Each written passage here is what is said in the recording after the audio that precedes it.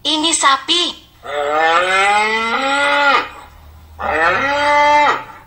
Menarik sekali kita melihat sapi yang sedang istirahat namun mulutnya tidak berhenti mengunyah makanan. Padahal di sekitarnya sudah tidak ada lagi rumput atau makanan. Sapi ini menarik loh. Jadi sapi itu kalau sudah menelan rumput yang sudah ada dalam perut bisa dimuntahkan kembali, dikunyah lagi di mulutnya lalu ditelan kembali.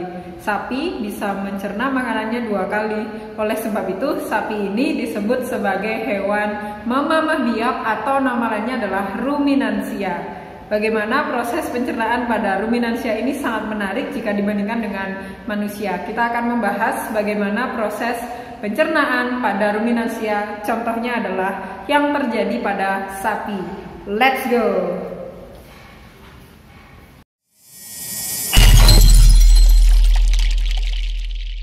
Pencernaan pada ruminansia itu dimulai dari masuknya makanan ke dalam mulut. Misalnya itu adalah rumput. Rumput ini kemudian akan diproses secara mekanik, di mana di dalam rongga mulutnya sapi itu terdapat gigi seri di bagian depan dan juga terdapat gigi geraham.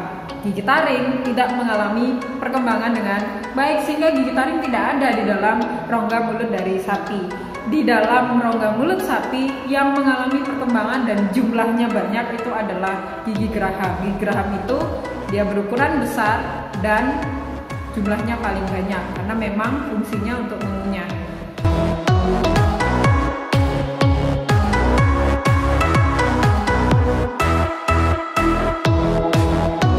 Lalu dari mulut ini makanan akan diteruskan menuju ke esofagus atau kerongkongan. Kemudian dari kerongkongan akan dibawa menuju ke rumen. Rumen ini nama lainnya adalah perut besar. Di perut besar ini terjadi fermentasi selulosa. Karena rumput dedaunan itu mengandung selulosa.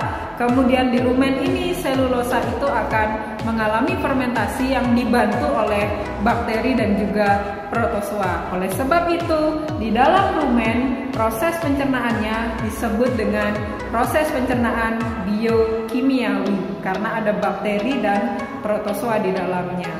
Dari rumen kemudian makanan akan dibawa atau diteruskan menuju ke retikulum. Retikulum ini nama lainnya adalah perut jala. Di dalam perut jala ini makanan akan dihancurkan kembali menjadi gumpalan-gumpalan yang lebih kecil dan juga terjadi proses biokimiawi di mana bakteri itu akan menghasilkan enzim untuk membantu proses kimiawi di dalam retikulum ini. Sehingga makanan yang sudah dihancurkan menjadi gumpalan kecil ini disebut dengan embolus atau bolus atau makanan yang sudah semi hancur.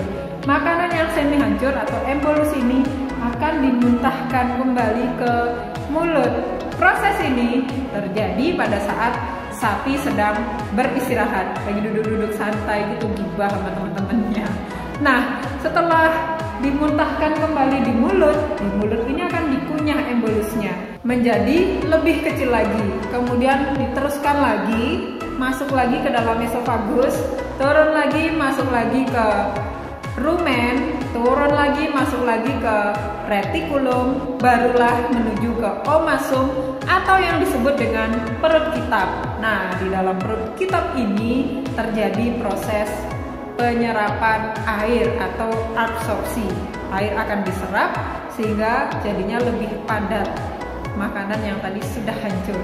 Lalu diturunkan kembali menuju ke abomasum. Abomasum ini merupakan perut sebenarnya atau lambung sesungguhnya yang dimiliki oleh sapi. Kenapa? Karena di dalam abomasum inilah terjadi proses kimiawi di mana dinding-dinding abomasum itu menghasilkan enzim dan terjadilah proses kimiawi di sana. Dihasilkan enzim, salah satunya adalah pepsin yang mengubah protein menjadi asam amino. Selain itu, di abomasum atau namanya adalah perut masam, di abomasum ini juga dikeluarkan HCl yang nanti gunanya untuk membunuh bakteri-bakteri.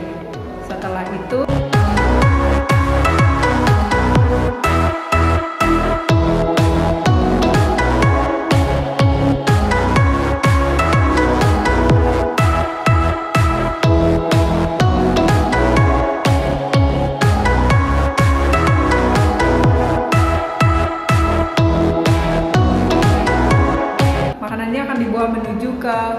halus, kemudian sari-sari makanan akan diserap oleh dinding-dinding usus halus, kemudian sisanya akan dibawa menuju ke usus besar dan akhirnya sampai menuju ke rektum dan dibuang dalam bentuk feses melalui anus.